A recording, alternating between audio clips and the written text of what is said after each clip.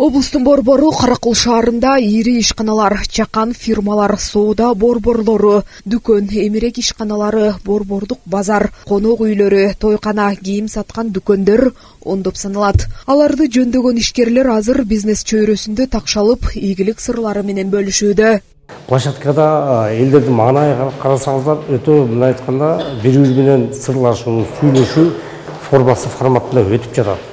Ошон үчүн биз да кубанып турабыз, ушундай биринчи жолу Ысык-Көл областында ушундай площадка куруп, бизнес чөйрөсүндөгүлөргө ушунун чөйрөсүнө ушундай жакшынакай бир маанай тартылганыбызга өзүбүз да кубанып, элдер да кубанып турган. Бул ушу менен токтоп калбайт. 1-2 июлда Тоо чөйрөсүндө 2 күндүк нетворкинг ушундай форум өтөт.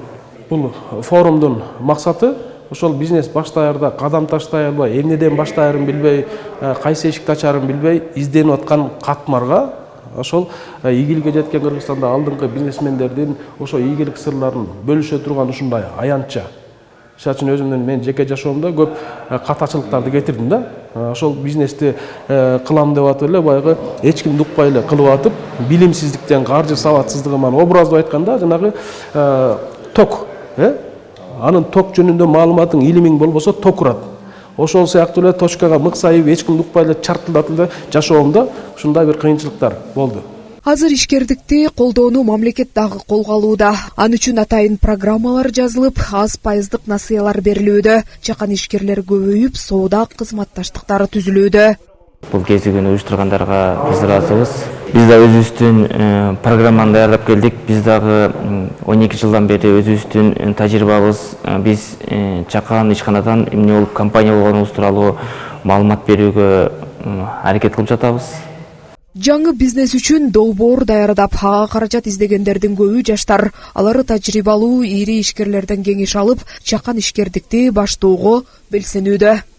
Биз түндө ушу Караколдо жүрүп, көптөгөн ишканалар ачылып атканы, ресторандар, жаңы мейманканалар, атайын бир конок тосуучу жайлар ачылганын көрүп өтө сүйүндүк. Анткени бул дагы экономиканын өсүшүнүн бирден бир көрсөткүчү болуп саналат.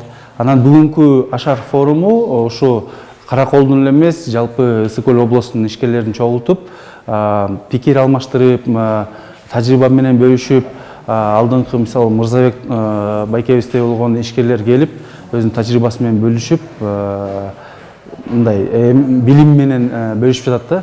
Иш-чаранын соңунда тараптар чакан жана орто бизнести өнүктүрүү боюнча кеп кеңештер айтылды. Жазгүл Сатаева, Алтынбек Исаев, Мадина Бакирова, Ысык-Көл жаңылыктары.